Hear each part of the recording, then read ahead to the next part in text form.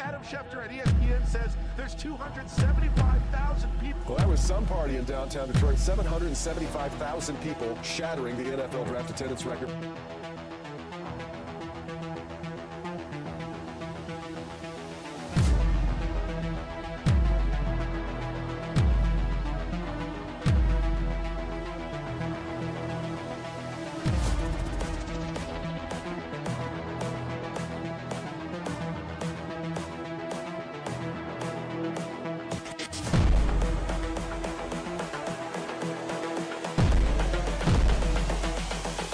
This is the future.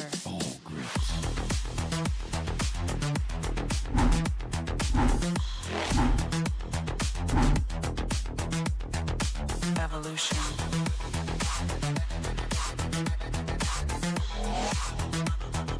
This is the future.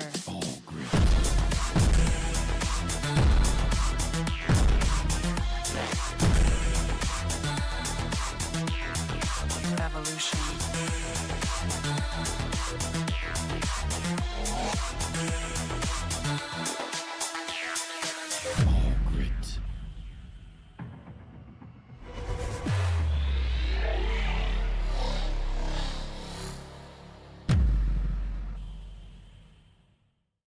All right, good Sunday morning, everybody. Welcome into the Rise of Grind morning show on a Sunday morning. We don't do this a whole lot, but I think we will on Sundays throughout the season as often as we can. This is my church, man. When football season is going, you can find me right here in this saddle getting ready to get you guys all the news, all the good information or bad information like we heard today. I was expecting to do the Dan Campbell press conference this morning. I knew it was coming since like Wednesday of last week, but unfortunately, we decided to have a power outage at 6 a.m., which kind of killed the morning for us. So we're back. My vote for Consumers Energy is it's okay, I guess. I mean, the fact they even got us up and running, today is a good thing. But too much, man. Too many power outages. At some point, I'm just hoping it doesn't blow up my PC, which thankfully I got it on backup. But anyway, today's show, let's dig into what Dan Campbell said. We'll play a little bit of the press conference. We're going to walk through all of the landmines that apparently the Lions are facing already. Now, I don't know about you, but my first question to all of you Lions fans is this. Are you worried? It's early, right? It's early and, we're just getting camp kicked off. But are you worried?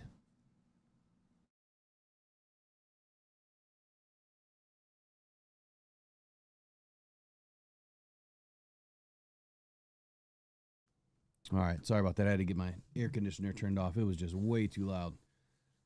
Are you worried, man? It's a season of adversity already. Taylor Decker is out. Levi Onwuzurike is going to miss the entire season, which was an amazing re-signing for the year. He's out with an ACL, and he's done. It might be the last time he plays in Detroit, but understanding the way that Brad Holmes does his business, I wouldn't be surprised if if Levi Onwuzurike is back next season. Matter of fact, I guess I'm kind of expecting it. I know a lot of people are thinking that it's over for him. He won't be in Detroit any longer after this recent injury. But I think that if we understand Brad Holmes and we understand the relationships that he has with these players, it's that he's willing to give them a second or a third or even a fourth shot. He did it with Mosley, which wasn't even a player that he brought in. And I expect him to do it with Levi. I mean, Levi has huge upside. I understand he's been hurt his entire career. And if I were the coach, if I were the GM, I would say enough's enough. It's time to cut the umbilical cord. Sorry. That's just who I am. Even though I love Levi, I do. I love what he does, man. I love what he brings to the table. And last season, we finally got to see a little bit of it, where he was a top 16 defensive tackle throughout the majority of the season with getting pressure on the quarterback, helping the Lions finish third in pressure rate last season. Without Aiden Hutchinson, and the other cast of characters that ended up on IR throughout the season. So he's a huge loss, especially when you're expecting him to step in right away for Lee McNeil. Now, the Tyleik Williams draft pick is looking smarter and smarter and smarter as the days kind of wane on. But you guys know me. Tyreek was my guy. He was the one that I expected the Lions to go after if he was there. I showed you the sheet the other day of where I had Tyreek as the 33rd pick overall. I was kind of thinking the Lions would trade back to 33. They didn't. They took their shot, right? And their shot was bringing in Tyreek because they knew that there was going to be some issues to start this season. So extremely smart pickup. And then again, the Lopez pickup, right? I mean, how much smarter is that looking for Brad Holmes? Now, I know a lot of you that want edge rushers and this, that, and the other thing. Look, let's have the conversation right now again, and let's try to put it to bed, which I know we're not going to be able to put it to bed, especially with some of the videos that are coming out later today. Lee McNeil, I mean, he is the motor of the middle, right? He really is. And he's gone.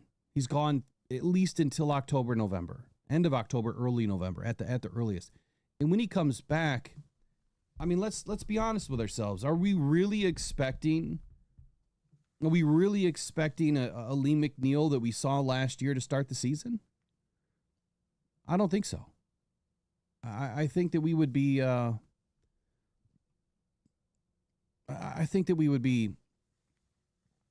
do I frame it? Living in fantasy world. If we think that a Lee McNeil is going to come back after, crazy injuries and be the same player that he was last year, I think it's going to take him, a few games at a minimum to kind of get his feet underneath him. And this is not like a mystery, right? This is not some secret. This is not breaking news. This is what happens with every single player that suffers an Achilles, a torn quad, an ACL, something major that has these guys out for, 8, 9, 10, 12 months. When they come back, they are not the same player. It is very rare to see these guys come back and one, have the confidence, have the mental confidence, which is the most important. And that mental confidence is, can I trust my leg, right? Or whatever was injured and repaired. Can I trust it? He's going to miss an entire training camp. So he's not going to have the opportunity of testing himself. So it's a huge, huge, huge loss now that Levi Onwuzurike is out too for the entire season. And now we have to trust a rookie, which, I have confidence in Tyreek, but we don't know what we don't know because Tyreek really didn't participate in any of the mini camps and the OTAs or rookie mini camp for that matter this season so far. He was held out. He had some minor injuries that he was facing after the championship run that Ohio State had. And I know that's a curse word, but it is what it is. He suffered some injuries and he had to, get repaired himself. So he had to get back to playing level. I guess for me, it's what's going to happen, right? I'm thinking about it. Like what's really going to happen, especially with the next player that we'll talk about. And then I'll bring in Dan Campbell in a few minutes and we'll listen to, first 5-6 minutes or so. I already posted a bunch of media out there on Twitter and YouTube and Facebook to kind of encapsulate what happened, what Dan Campbell confirmed this morning, things that we, understood or heard, throughout the week that were kind of coming down, but now it's confirmed, right? Dan Campbell spoke it. It's gospel now. Alex Anzalone, he's in camp, right? That's a big one. Now, for everyone that was saying that he was going to hold out this, that, or the other thing, or hold in, Dan Campbell said this morning, he was directly asked, do you see a hold in situation? He said, I don't believe in that. Now, sorry, Dan, I know you don't believe in it, but it does happen. It happens around the league. So I think what he's saying is, I don't believe in that for our guy, right? Alex Anzalone. I think our guy is going to be okay. Again, we don't know what we don't know. When we find out later on today and tomorrow and Tuesday what Alex is doing, is he practicing? Is he going full speed? Is there contractual issues? Like Dan Campbell said today, he can't comment on it.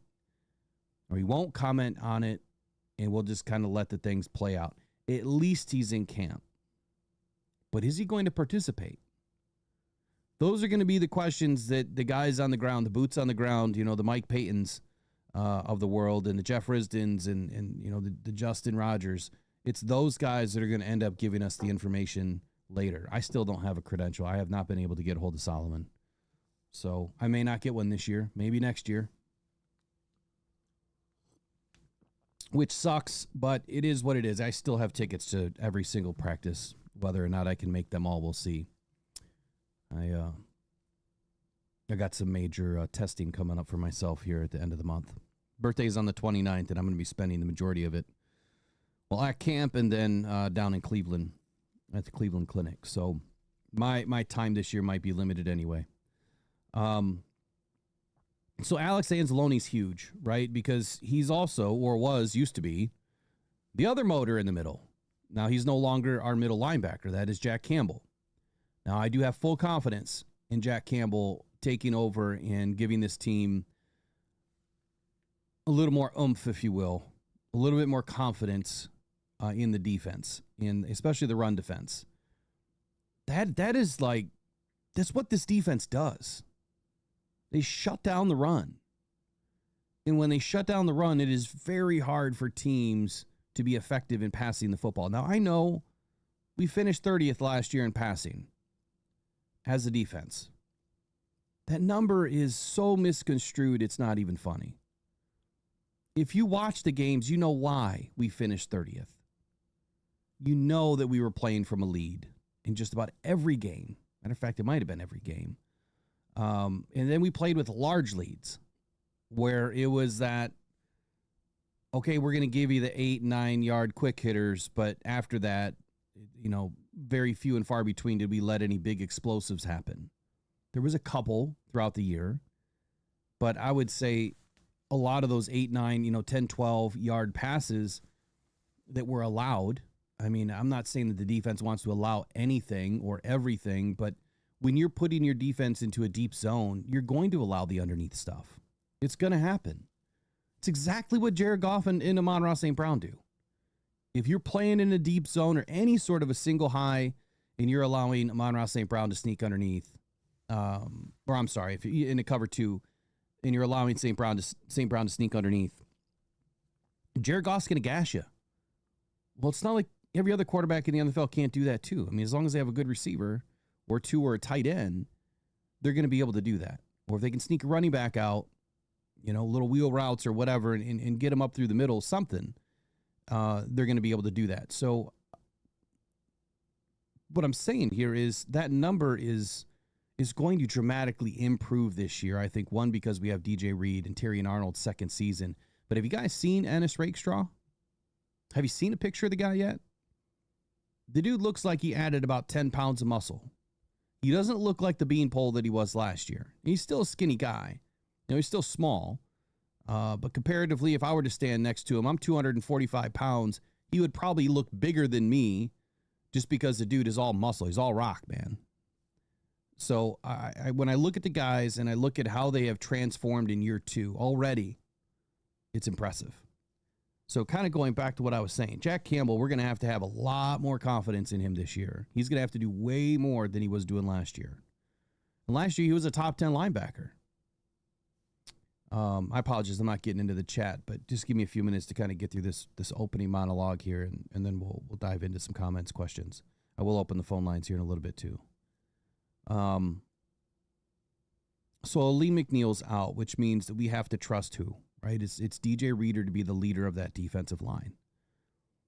Aiden Hutchinson, right? He's the leader of that defensive line, but he's on the edge, but he's also, a big leader for this defense. But specifically thinking about the middle, because as I've been saying it time and time again, you can't have good defensive ends be great in a game without addressing the interior of the defensive line. I mean, from a reality standpoint, if you understand how football is played, you're going to try to take away, someone's weakness and use it against them, right? If you're weak in the middle, you're going to attack the middle. which means if your defensive ends are crashing outside in, right, they're out of the play. But if your defensive ends are kind of holding back, just setting the edge and then going to the football, you can have more success, which means what? Less sacks, right? Less pressure. You're just trying to stop the bleeding. And so when you get into that rhythm, that will also work negatively against you when they decide to start going outside, using outside zone against you. Right? And that's the double-edged sword of not having a solid interior defensive line. So for those that believe that the edge position is the most important, I'm sorry, it's not factual with the way that football is played, especially today. Still needed, yes, of course. But if you don't have a strong interior, you're in trouble. Because your linebackers, they can't stop everything, right? Especially with all the teams that are in 11 personnel, you cannot effectively put your linebackers in a position to stop the run when they're going to try to leak out tight ends and running backs to get over the middle where it's usually wide open because you can't hit the guys over the middle anymore. And they're going to pick up all the little short stuff, 5, 6, 7, 8 yards, and just kind of dink and dunk and plink their way down the field and just bleed you out for 6-minute, 7-minute possessions. Happens all the time. So the Lions have a lot of concern, right? From my perspective, this is the first time I've come to the mic this year and said that I'm concerned about some things. Now, I'm not saying that we're not going to win football games. I'm not saying that we still don't have a shot to win the North. I'm not saying any of that. I'm just saying up front right now, until we know who Roy Lopez is in this defense, until we know how good Tyleik Williams is as a rookie, until we know what levels DJ Reader is taking his game to this year, coming back from what was usually considered a throwaway season. DJ Reader surprised us last year. He had his best season from a perspective of sacks, but was it his best from a pressure, related, comparatively to his previous years? Honestly, I haven't looked, and I need to look. I'll probably look today. Maybe we'll look while we're live today. So the middle of this defense is in trouble. Josh Paschal, he's another one, right? Now he's expected back. I think Dan said Labor Day. He's expected back. Obviously, Taylor Decker's expected back too. They're kind of in that same area, at least of a timeline to when they're going to be back. Let me just take a look at something here. So Levi out for the season. Alex Anzalone apparently reported. Josh Paschal is injured, out for training camp, so he's going to miss all of training camp. I think it was September that Dan Campbell said. We'll listen in a minute. And then Taylor Decker, obviously, he had a shoulder surgery cleanup, if you will. He's going to miss training camp, and hopefully back after the Hall of Fame game is what Dan said. So that's just a few weeks, right? That's just a few weeks. So more positive, note on Taylor Decker, but less positive on Josh Paschal. And I get it, right? I know what a lot of you are thinking and saying probably in the chat without even me looking right now. Brad Holmes hasn't done enough. And that is a slippery slope, right? You got 90 guys on the roster. You have 91 because Ahmed Hassanin qualifies for a special international player designation. So you have 91 players. You now have Levi on IR for this. He's done. So now you've got a spot open. With Taylor Decker out, you can bring in another guy. With a lot of these guys that are going to be missing camp right now, you can bring in other guys. So the question is, we brought in a running back and some other guys. We brought in a cornerback. Did we bring in any more defensive tackles yesterday? I don't think we did. I'll have to go back and look at exactly who we brought in. I didn't get a chance to do any videos on it, or, I really don't like to just put out a video that says, hey, we brought in a guy. No, I like to do a video that says, hey, we brought in a guy. This is who he is, right? This is his experience. This is how he can maybe help this team. Just reporting it, that's one thing, but reporting it with some facts and some history about the guy is another. And that's kind of where I do. That's why I don't always like to be first. I like to be I guess, more involved with how I put content out. But this is a huge blow. It's a big blow having Levi done for the year and Josh Paschal going to miss the most of training camp. So that'll be my biggest question of the day is, are you concerned? I want to know in the comments, obviously in the chat right now, are you concerned? And if you are concerned, what is your, here, let's just do a poll real quick. If you are concerned, what is your concern level? I will just do a poll. So concern level for the defense. We'll go defensive line specifically. And then I'll follow that up. We'll do another one about Brad Holmes and do you think that he has done enough? So I'm going to do concern level will be, 1 is very concerned. And a 10 is not concerned at all.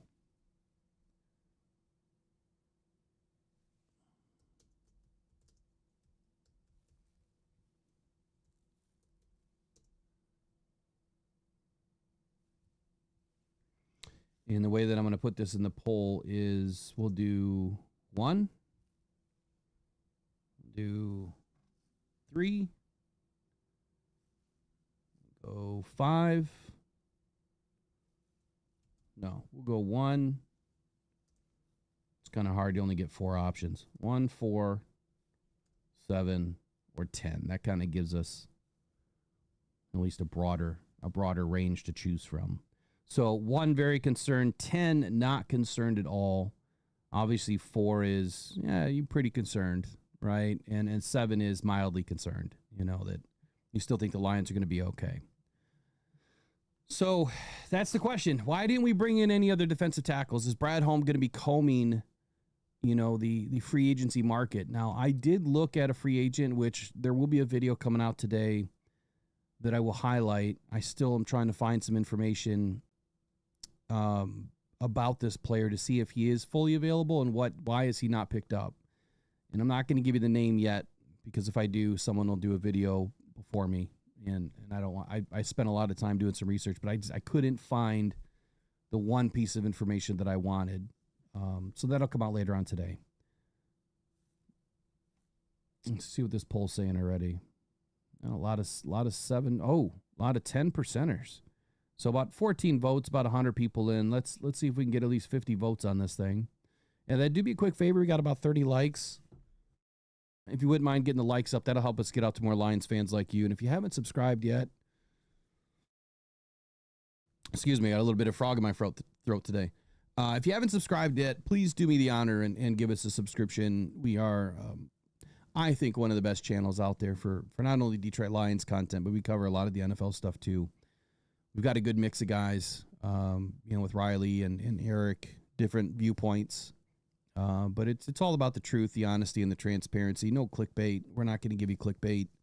But we're going to give you the hardline facts, and then we're going to have some good opinions about it. And we want to hear from you guys too. In your opinions, obviously in the comments. That's huge. Like after every video, after every live stream, the comments are huge. I don't care if you guys just throw a thumbs up in there, or a smiley face, or a pissed off face because you're not liking the way that the Lions are where they're headed right now. But whatever it is, that helps us out a ton. I super appreciate you guys for all of your efforts and being a part of the Rockhound Detroit Lions, and especially the Rise of Grind Morning Show, man. It has been an evolution and a project now for the last 2 seasons that I just kind of started on a whim, right? I wanted to do something different. I always wanted to do a morning show, and it will grow. It just got to take time. We got to get more people in. So I want to listen to Dan Campbell. I know a lot of you have probably already listened to it, but let's just listen to a little bit. I want to, especially the injury, part of it. Listen to his opening monologue, and then I'm going to open up the phone lines right after that. And let's hear what you guys have to say. So Dan Campbell's up next. Take a look at your screen. Volume, everything should be all set.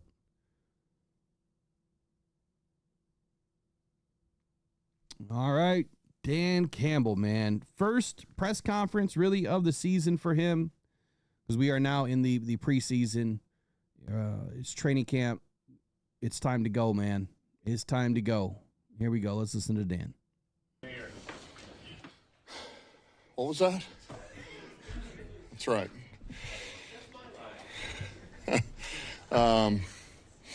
Yeah, so here we go, man. New year, year 5. And, you know, the message to the team was really what it's been all along. It's about who we are, what we believe in, and man, staying hungry, you know, staying hungry, putting the work in, cannot be content. And I believe we'll be just fine with that. You know, we got the right guys and have been building it for a long time. So there are dudes, they're going to be ready to go. We're going to push them. We're going to make sure that we hold them accountable just like they will us. We got to be on our stuff. And, man, we're looking forward to it. The guys crushed the conditioning test. Everybody passed. Weights were good.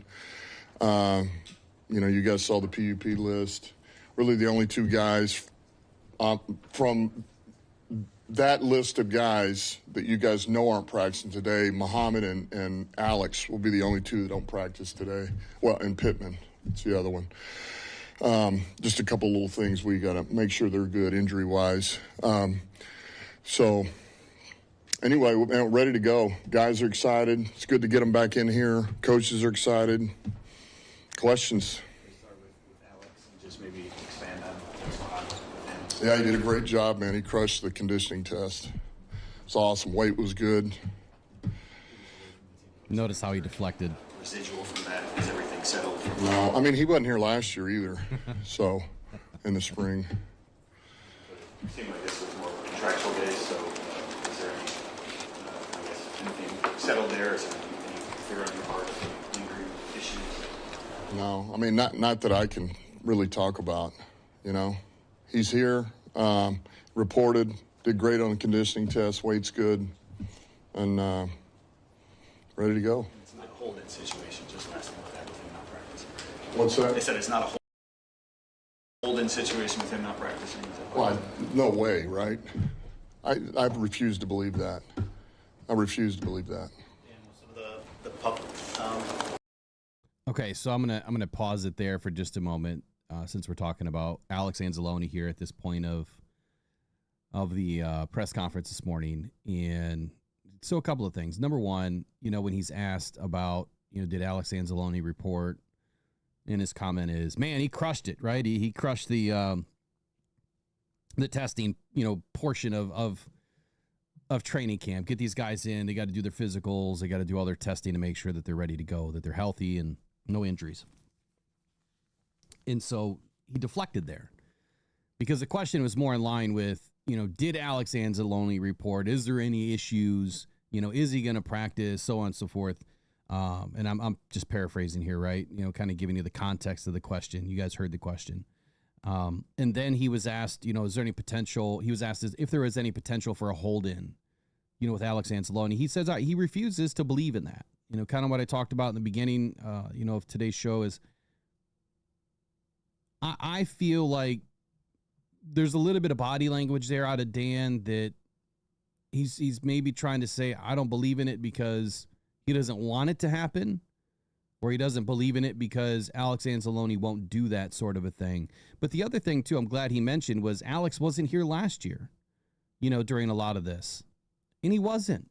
And so when all of these writers and everyone that started, you know, putting all this information out there to bash Alex Anzalone early off in the season, it's like, wait a minute, this dude wasn't here in any of the seasons prior. So if he doesn't show up to training camp, then we have a problem. That's what I've been saying since day one. If he doesn't show up, we have a problem. He showed up. It still doesn't mean the guy doesn't want a better contract, right? It still doesn't mean that there's not negotiations going on behind the scenes. But Alex is a consummate pro. I would be surprised, too, if he holds in, meaning he has shown up to practice. He's shown up to training camp. He's on the field, but he's not on the field, per se. He's on the sideline. That's what a hold-in is. You're going to be there. You go through the meetings. You go through everything that is not physical. And the reason for that is they don't suffer an injury, and then that really ruins your opportunity at a contract. We've seen it happen last year with Jordan Love, kind of holding the Packers hostage. He was at practice. He was doing all the meetings. He was throwing the football a little bit, but he was not really doing anything on field, because if he gets, if he ruptures an ACL or, bangs up a knee, well, you can forget about that contract now. And you're already under contract, so you're protected.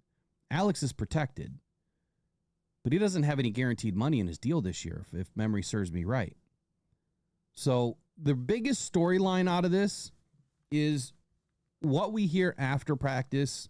I'm not sure when the media is available. I'm not sure what parts or portions of the practice they're going to be in, today or tomorrow or the next day. I don't know the schedule. Like I said, I haven't received a media credential for the Lions yet, so I don't know the schedule yet. That's going to be the biggest storyline that drops. Was he participating? So if he wasn't participating, then I think we have our answer, right? But for right now, he's there. So it's a non-story, it's a non-issue until it becomes an issue, if that makes any sense. Let's listen to some of the other injuries. Decisions, can you just give us a little bit more information on what's going on with Taylor, Josh, and Levi? Oh, okay, that's the other one. I'm glad you brought that up. All right, let me start with Levi. Levi is out for the year. All right, Levi's surgery was... Sorry, I just seen a message that someone said that my volume was really low. I apologize. I totally forgot to check that after the power outage. It should be back. It should be good now. I totally apologize. Man, that sucks that I just now noticed that. Mods, you have my phone number. If you ever feel like if it's really low, texting me is the best way. I won't see Voxer. All right, here we go. It was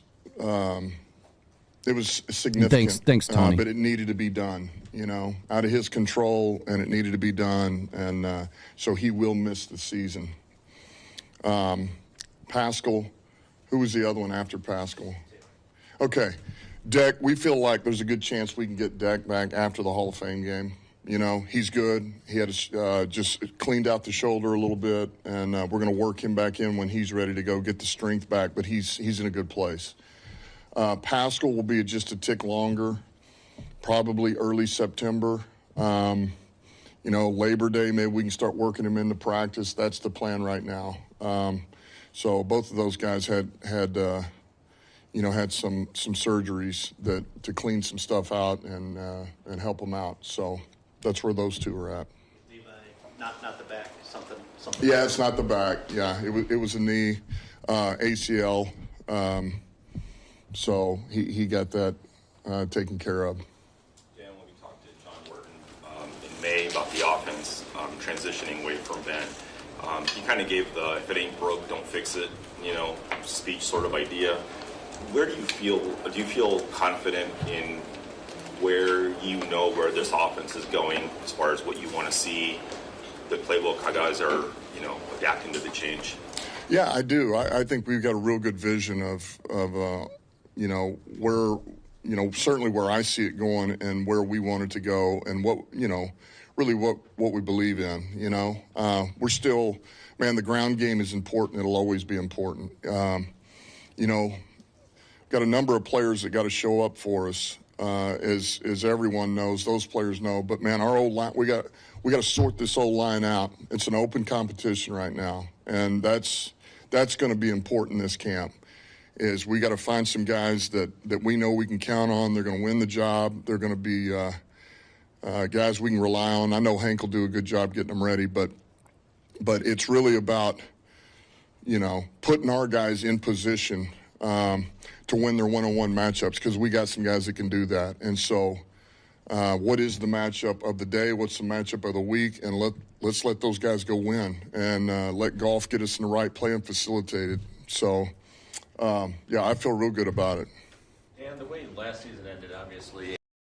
Okay, let's touch on the offensive line for just a moment. He said at some point, he says his eyes are going to be mostly fixed on this offensive line. Like that's where his attention is right now. Obviously, I think that we know and understand that a large part of our wins are because of the offense. And that is because we get out to such good leads and we're able to score points at will, or at least we were able to. The offensive line, to put it in plain perspective, like Riley had mentioned the other day, he says, man, you used to be able to, take that shit to the bank, is what he said. You didn't have to worry about the offensive line. Today, man, are we writing checks that we can't afford, right?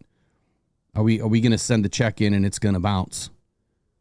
That, I think that's the level of concern that we have. So Dan Campbell saying that, we've got some guys that need to go, win their one-on-ones, and we have some guys that can go win on their one-on-ones. And he said something interesting, like, what's the matchup of the week? And so I think what he's trying to say there is two things, and it could mean two things, at least to me. One, it's the matchup of the week. Okay, who are you going up against one-on-one? Who has the best matchups? So if Penei Sewell has the best matchup, and that's going to be a fairly easier matchup for the week, or if Taylor Decker has the best matchup, but they both do, how can they help the interior guys? What type of offensive line scheme can you put together? What type of chipping or backside blocking with the tight end and the running back can you put in place? Do you need to bring in that swing tackle at times? Do you need to bring in, a wide receiver tight to the line too? Are you going to be running more two tight end sets to kind of help out? All of those things are going to come into play, right? The other thing that I'm taking from that is, are we going to have an offensive line that has a open door policy? Meaning, okay, look, I really like Mahogany in this matchup in week 1, but in week 2, I really like, Miles Frazier. Or, we're going to give Giovanni Manu a shot at guard. I really like this opportunity here because they've got a really big defensive line, and we need some more strength. We need some bigger bodies up there. You never know. Like this could be an opportunity where we're putting guys in and out through the first 4 weeks of the season. 1, to see how they perform, but 2, maybe they're going to be mixing some guys in and out, giving some guys, a rest, if you will, and giving the defense a little bit of a different look. I don't know of any other teams in the NFL that really do that unless there's an injury. Offensive lines typically stay, this is your starting 5, that's who's going to start. Unless there's an injury during the game, nobody else is coming in. But what would it be like if we finally have a rotation on the offensive line? I've never really seen that. Now, on the defensive line, you see it all the time. You're keeping guys healthy. So I'm wondering if there's an opportunity for this. That maybe this year we see a little bit of a rotation. So let's keep going here. And with losing the coordinator with some of these injuries you just mentioned, is it hard not to temper your enthusiasm a little bit, knowing the long road ahead and the things that have happened?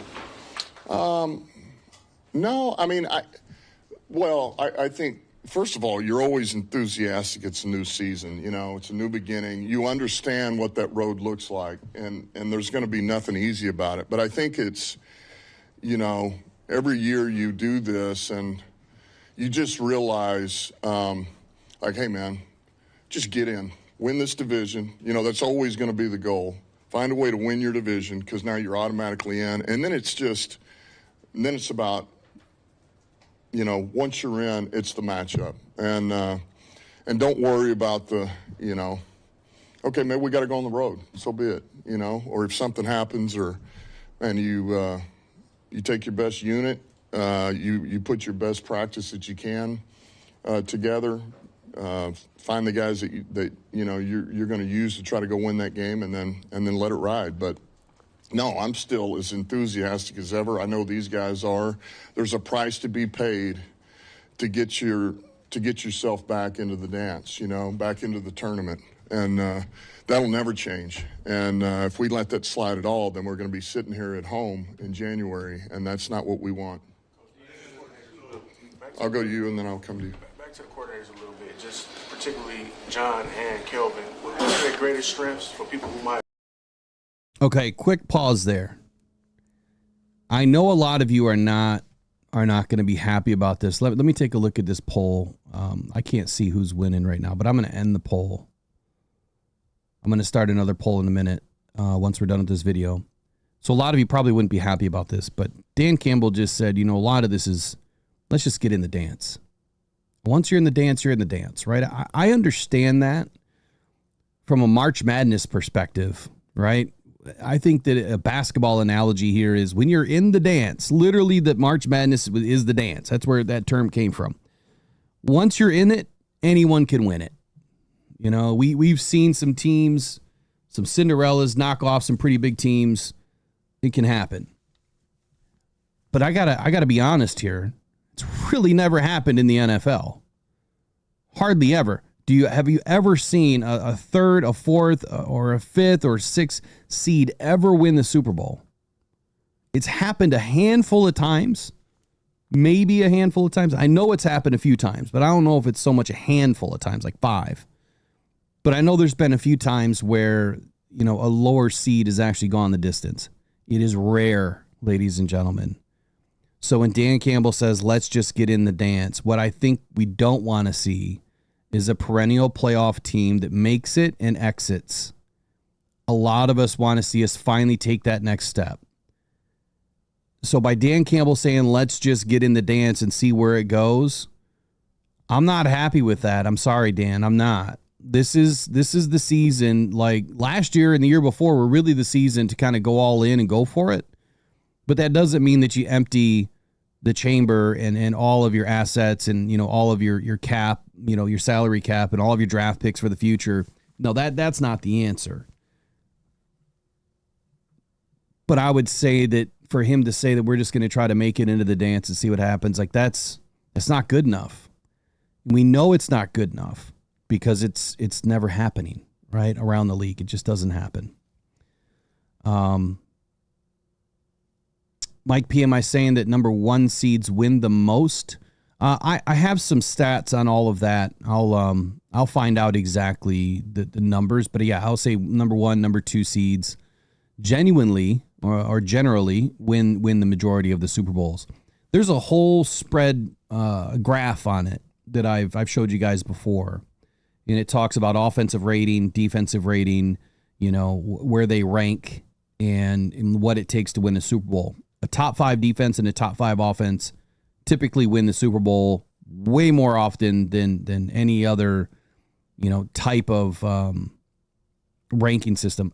The Giants with Eli Manning did it, and I want to say they had a 15th or 16th ranked offense, but they had like a top 3 or top 5 defense. So it's happened where maybe, a number 3 seed has gone the distance, but it's rare. It is rare. I'll find the stats. Just a few more minutes here, and then I want to get into something else. Fans might be wondering, where would you feel like they would help the team the most in these new roles?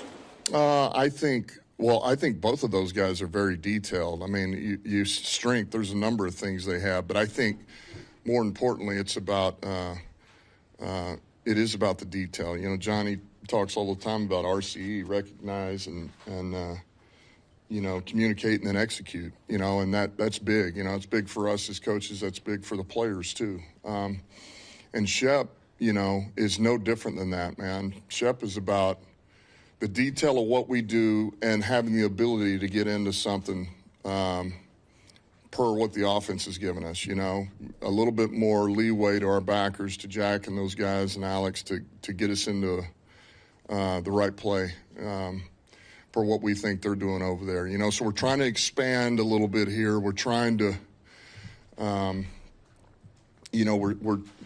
we're trying to put it a little bit more in the players' hands, and so the more coaches you have on the field, during the game, the better off you are. So that's where we're trying to really grow and get to the next level here.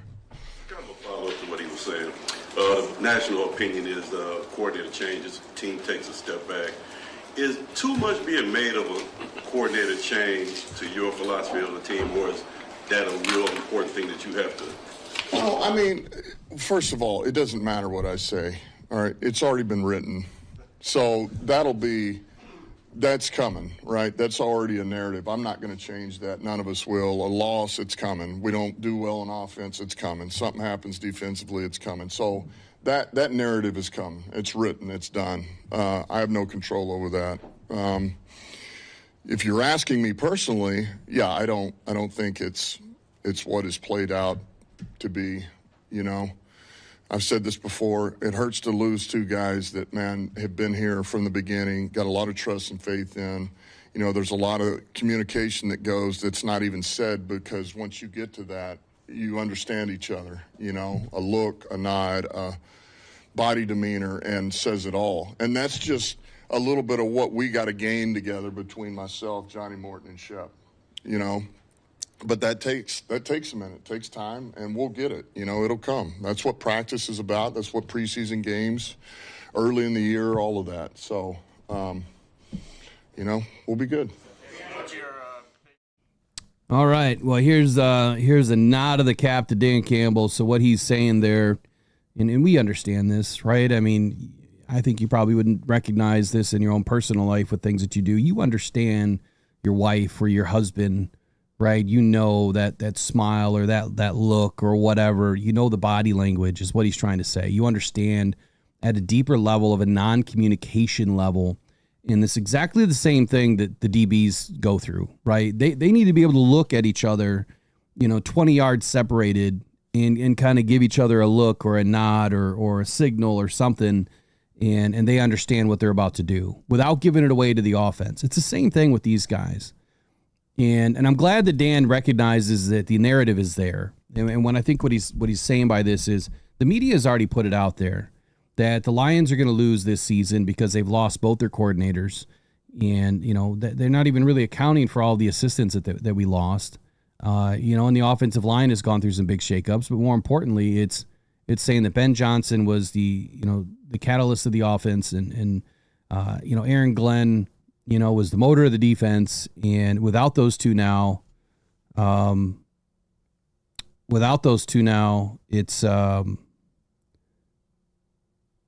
it's not possible for the Lions to win. So he understands the narrative, and he's going to welcome the narrative and say, look, it's going to happen, and when it happens, it happens. We're going to get a loss. We're going to have a loss. It's going to happen.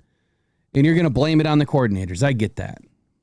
So it's just all BS, right? Looks like we got a little bit of breaking news here.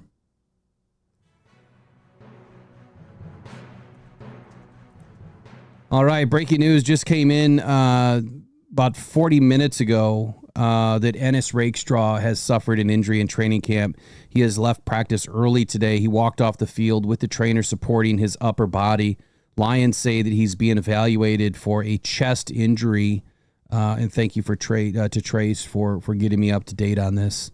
It's not great news, man. Training camp is starting off in a bad way. More on this later. I'll dig in and we'll find out some more information for you. Okay, so Mike P wanted me to give a little clarification to the chat. So I got the info here. My little employees are working hard for us today. I got some AI employees that help me do a lot now. So hopefully we'll have a lot better information this year. All right, so your seed breakdown for Super Bowl wins, just to kind of, walk this back a little bit. Dan Campbell saying that he just wants to get into the dance and then from there see what happens. Well, if you get into the dance as the number 1 seed, you have a 53% chance of winning the Super Bowl.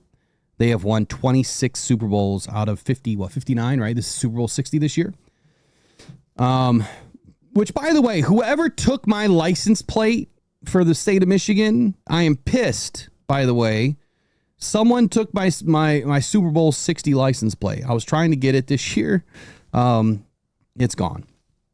I'm not happy about it. So here we go. The number 2 seed, total wins 10. So you have a 20.4% chance of getting of winning a Super Bowl if you come in as a number 2 seed. If you're a number 3 seed, you have a 4% chance. Here's what's crazy. The number 4 seed has won more Super Bowls than a number 3 seed. 14.3% of the time. That's Tony C. You know what I'm talking about. He has a SB25 license plate. Yeah, I was going for SB60. Wasn't happening. Okay, so with the Lions logo on it, you know what I mean? So number 4 seed, they've won 7 out of 59 Super Bowls. The 5th seed, they've won twice for a 4% shot.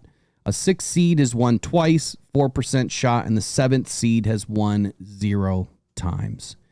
So if the Lions want the best shot at winning a Super Bowl, it's the 1, 2, or 4 seed, right? The 1, 2, or 4 seed. Those are the best opportunities to win. Outside of that, you don't got a chance in, an Ice Cube's chance in hell, right? So it is what it is. Man, Ennis Rakestraw already out. This is just not. This is not going well at all. Hopefully he's okay. Sorry, Dan Campbell talked about Alex Anzalone. We touched on this a little bit. He reported for training camp after missing all the voluntary, activities during the preseason or off season. I'm just reiterating the fact that Alex has never shown up, right? That's just not his MO.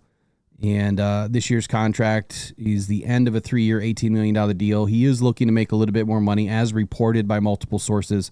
Whether or not that happens or whether or not that's true, we're going to find out in the coming weeks.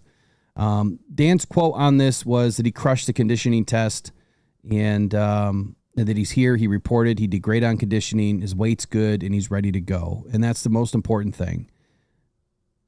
So now I want to open up the phone lines here. And I'm probably going to stay on, at least another 15 minutes. But I want to hear from you guys. So let me get phone lines hooked up.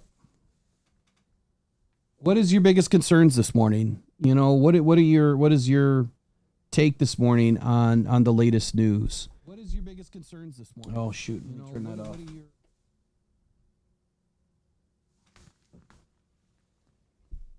Okay. Shoot, let me turn that off.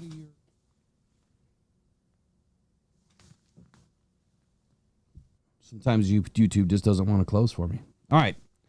Phone lines are open, 313-312-0348. Again, 313-312-0348. Lock in the number for right now. That number is not going to change. It hasn't changed in 3 years, but I'm trying to do something different with the phone number this year. So if you want to call in and voice your concerns, I don't care what they are, man. If you're pissed off at Brad Holmes, if you're pissed off, at Dan Campbell, I don't care what it is. We got a caller already. Let's see who it is. Hey, this is Will with Rockhound Detroit Lions. Who do I got on the line? All right, give me 1 second, Wicked.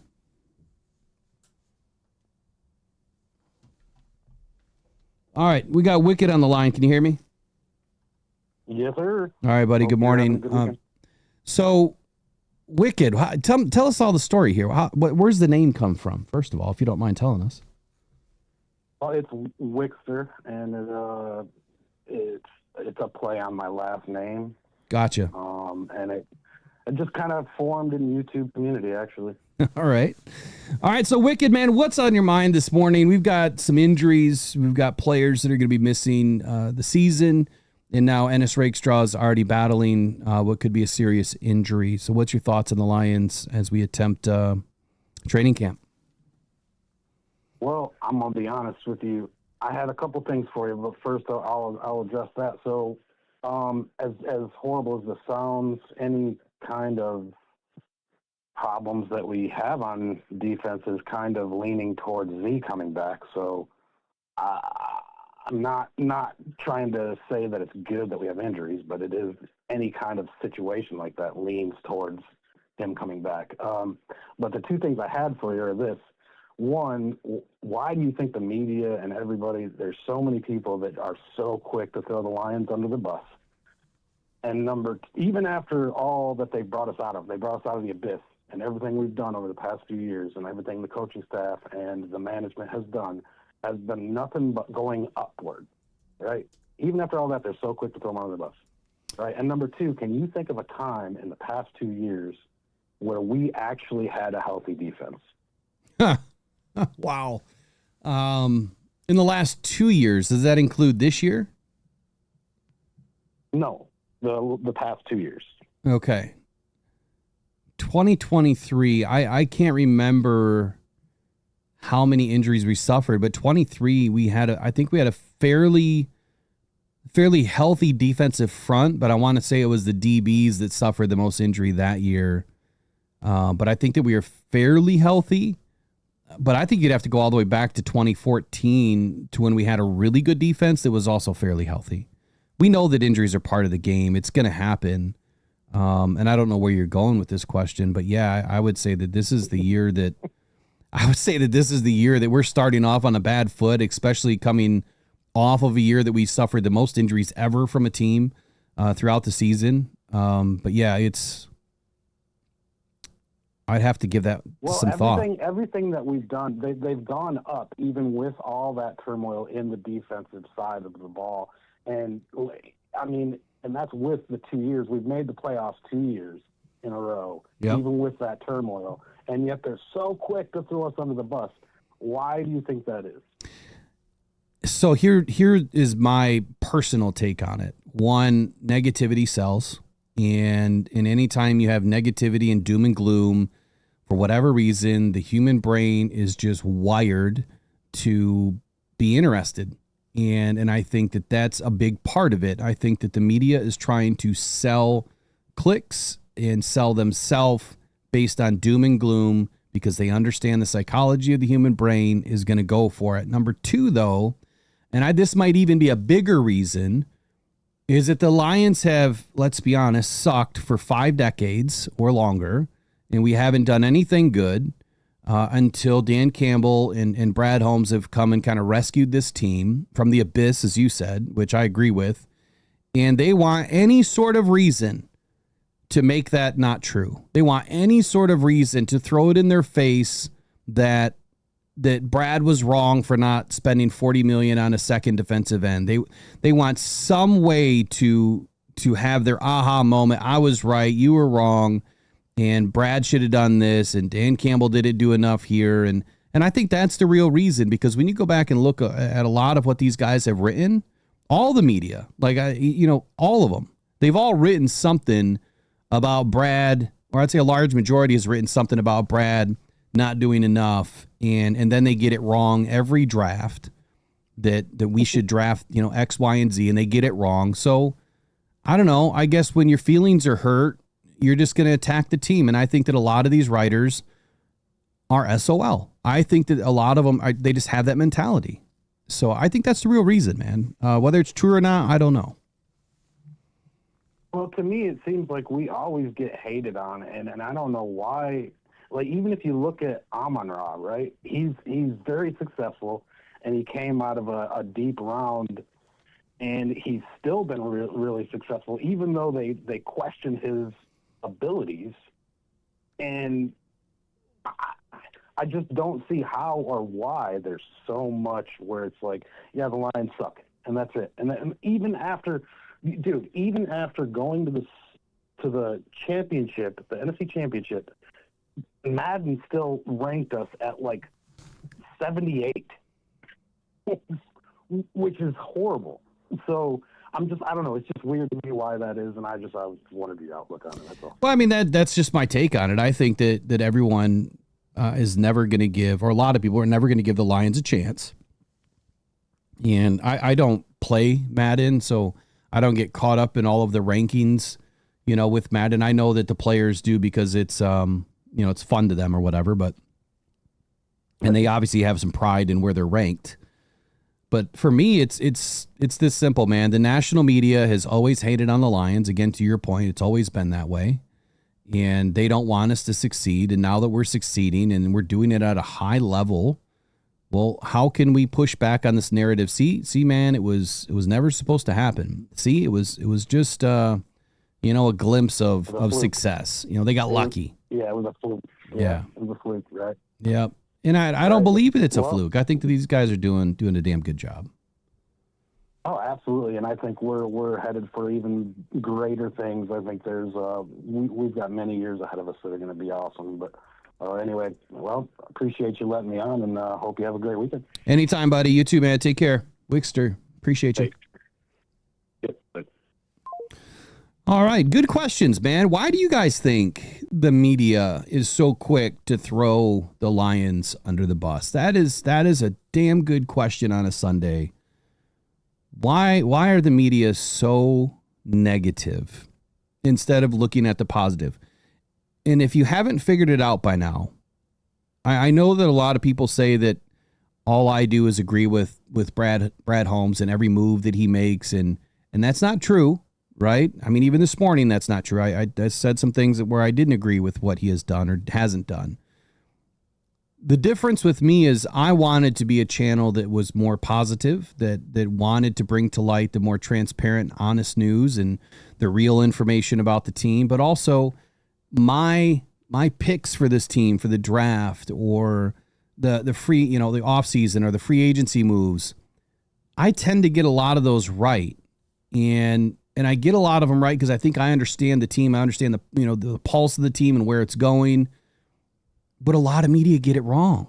And the reason why is because they put this dribble and drab out there about needing an edge rusher. And Brad hasn't done enough because we need an edge rusher. And certain channels will drive that same crap. But it never happens. So their feelings are hurt, right? And so any time they can take a pot shot, at Dan Campbell or Brad Holmes or the Lions or Broderick Martin or any player on the team, it seems like that's what they do. Instead of just saying, shit happens, right? Unfortunately, it happens. Every team goes through stuff. The Lions are really good, and I think a lot of people have forgotten we came from nothing in 2020. We started to rebuild in 2021, and by the second half of 22, we are a winning ball club and had our first winning season in a long time. And then in 2023, we are going to the NFC Championship, where we were 30 minutes away from going to the Super Bowl. Yeah, we probably should have taken that opportunity a little bit more serious. And yeah, if we had a defense that could have done some things better, maybe we would have made it. Injuries didn't help us there either, but I think that was AG's stubbornness in not changing things up in the second half. But there was some unlucky moments. Come on, how often does a ball bounce off somebody's face and end up in Brandon Ayuk's hands at the 4-yard line? Right? That crap just doesn't happen. So yeah, I'm not surprised that the media does this. And I'm not surprised, when we have a game that we don't get any sacks in, that they're going to blame Brad for not bringing in an edge rusher. When maybe they don't understand the details. Maybe they don't understand the assignments in that game. They don't know what these guys were supposed to be doing or not supposed to be doing. And I think that is football intelligence, right? There's people that are writers. They're great at writing, right? They're great at putting words on paper.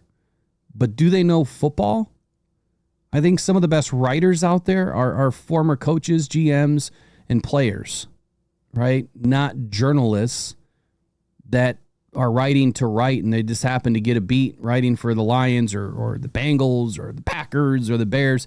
They're not some of the best writers, because they just don't understand football. And I'm not saying everybody in Detroit that writes for them doesn't understand football. I'm not saying that at all. I'm just saying that I think that sometimes that's what you hear. And I don't know everything about football. Like, I don't know everything, all the nuances of today's game. There's a lot of things that we need to learn. And that's what you're going to get here is I'm going to try to learn as much as I can and admit when I'm wrong. And hopefully we can have some success every year with some of the things that we call out. But hopefully that answered your question. Phone line's still open. We'd love to hear from you this morning. 313-312-0348. Is the show phone. Lock it in. You can call throughout the season. And whenever we do shows, I'll let you know when we open up the phone lines, but they're open right now. So if anyone is a little bit worried, you have anything that you want to add to today's show, now's the time to call in 313-312-0348. You don't have to tell us your name either. You can be anonymous if you need to be or want to be. And your phone number, obviously, it's not shared or used for any other purposes. So feel free to call in. Trying to find some information here on Ennis Rakestraw. See what exactly happened. It's nuts, man. I'm just talking about the guy this morning, and I'm looking at a picture of him, and I'm like, he looks great. Like, he looks phenomenal to start the season. Obviously put a lot of time in to get his body right, and bang, he's the first guy to get injured. Thankfully, now I'm not trying to be mean or anything to him, but thankfully, Rakestraw is not considered to be a starter this year. Like DJ Reed, Terrion Arnold, Amik Robertson, Kirby Joseph, and Brian Branch are starting 5. Rakestraw was supposed to be our first backup at all cornerback and nickelback positions. So it is a big blow when we get into our nickel and dime packages that if he does suffer any sort of a lengthy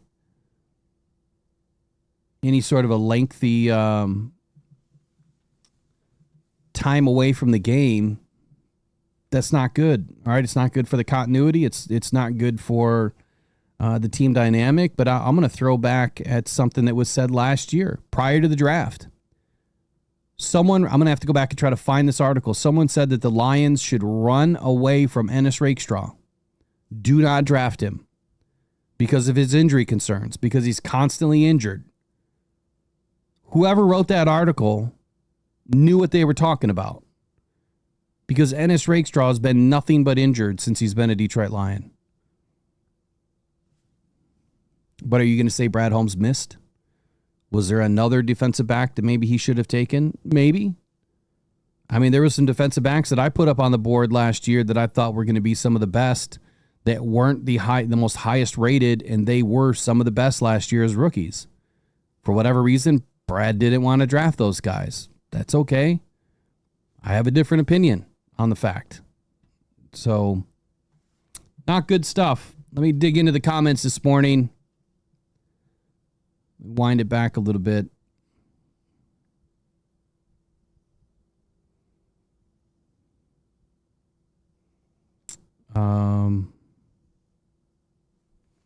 Brandy Coffee, thanks for putting the Detroit Lions Football Journal out. Once I get my domain name transferred, I have to transfer my domain name, then there'll be a domain name for that as well. And some updates. So there's going to be some new hats dropping in the store. The store is going to get updated today. There's going to be some new shirts. It takes them a little bit to approve, so there's no copyright issues or trademark issues. So the store should update hopefully today, maybe by tomorrow. But there's going to be some new Rise and Grind hats. There'll be some Rocked On Detroit Lions hats. And then on the back of it, it says Warrior Thread. And they're pretty cool hats, man. They're fitted. So they're like fit hats like these. And then, of course, we have the custom hip-hop hat with the big lion on the side. That's also available in the Buy Me a Coffee /Rocked On store. That all supports Rocked On Cancer Foundation. If you have designs that you would like done for a shirt, all you got to do is email me, mailbag@rockedon.com. And we'll be more than happy to make a design, if especially if there's some custom work you want done. We can do that stuff for you guys too. So that's really your update for today on the first day of training camp. And I've got some videos to put together to kind of walk through where we are right now. But I want to end with this. Broderick Martin. I know a lot of people have given him a lot of crap because he hasn't turned out to be some first-round pick as a third-round pick, essentially a fourth-round pick. Broderick Martin was essentially a fourth-round pick. If you don't know what I'm saying, is you got to look at where he was drafted, right? He was drafted, number 96 overall, which was the very end of this third round, which is essentially a first pick in the fourth round is kind of what it is. So third round picks typically don't start in the NFL. They usually turn into high rotational players. That's the goal, is that they can be a solid rotational player. Last year, he suffered a knee injury in the last preseason game of the year, which obviously kept him out for, the foreseeable future throughout the season. And then as the season waned on and we started suffering more injuries, he kept hearing, well, how come Broderick Martin's not in? How come Broderick Martin's not playing? And how come guys were getting off the street or playing over Broderick Martin? We never really heard, how long that injury took him to come back. But it was probably 6-8 weeks before he was going to feel good anyway. And maybe he just didn't feel good for the majority of the season. And that knee injury obviously kept him out. He played, I think, 50 snaps last year, towards the end of the year. This year, with everything that's going on, Broderick Martin has to take his game to the next level. It's a must. So Broderick Martin is going to be a big-time contributor right now in training camp with all these guys injured. But it's now time for Bromart to shine. It's time for him to put it together. Last year, he looked great coming into training camp. This year, I can't wait to see some of the pictures of Broderick Martin to kind of get a look at where his body transformation is by year 3. When we look at guys, you know, year over year over year, I will say this. I was storing some pictures today, and let me see if I can go in and take a look at some of the ones that I was storing. There was one that really popped out to me. One was Ennis Rakestraw.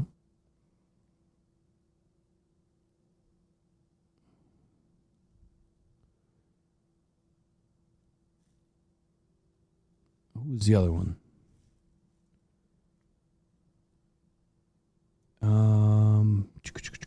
Where is it? Giovanni Manu was another one. Oh, Trevor Nowaski. Trevor Nowaski was the one that I was like, whoa. You talk about a body transformation. Trevor Nowaski looks just stacked this year. Absolutely stacked.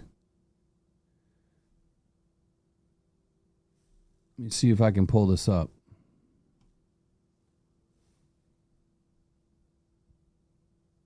But anyway, continuing on here about old Broderick. Obviously, we know that this guy's got to do something. And it's going to be needed this year. But when we take a look at the defensive line, I think that we're still deep. I think that we still have, you know, plenty of guys that can contribute.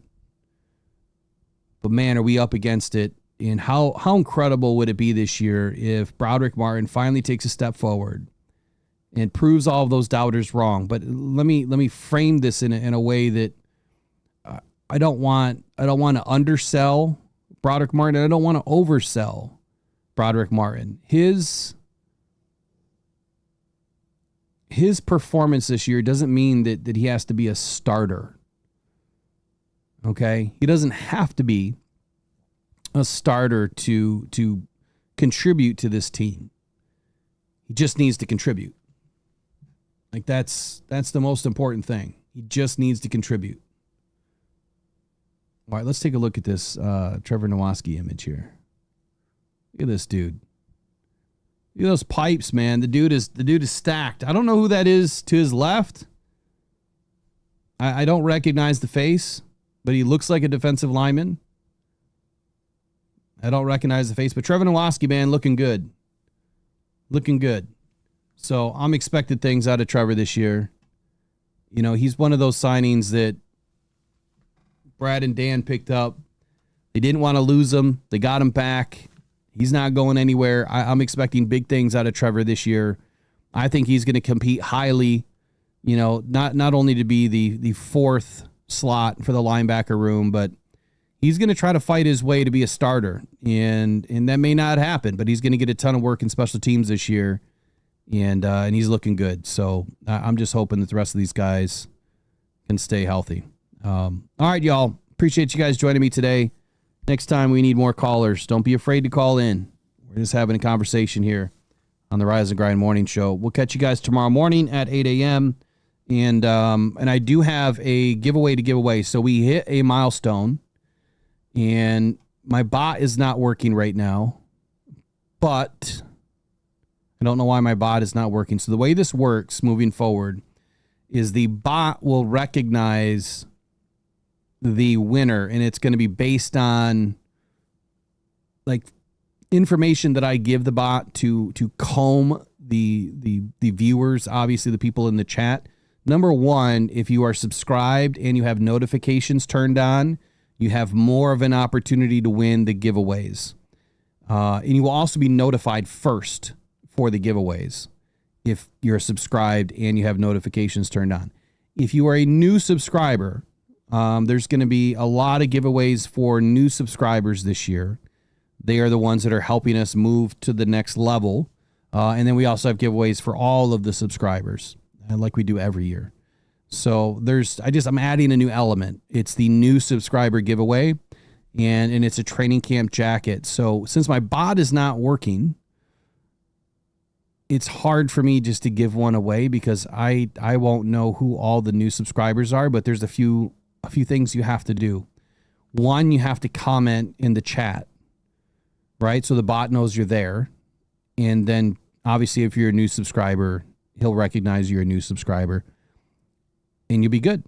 That's how you get entered. So I'm going to jump in again tonight, probably around 7 p.m.-ish, and we will do a quick rundown one more time after training camp, second day here with all the updates, and then we'll be back tomorrow morning. So I'm going to do the giveaway tonight. So if you're a new subscriber, join us tonight. I'll put the thumb up here in about a half hour so you know what time we're going live. You guys all enjoy your day. Go One Pride, go Detroit Lions, man. It's against all odds, right? That's my theme this year. It's against all odds. We're already up against it. Let's get it done. You guys take care. The podcast. Shout out to Rockhound Detroit Lions, man. One Pride.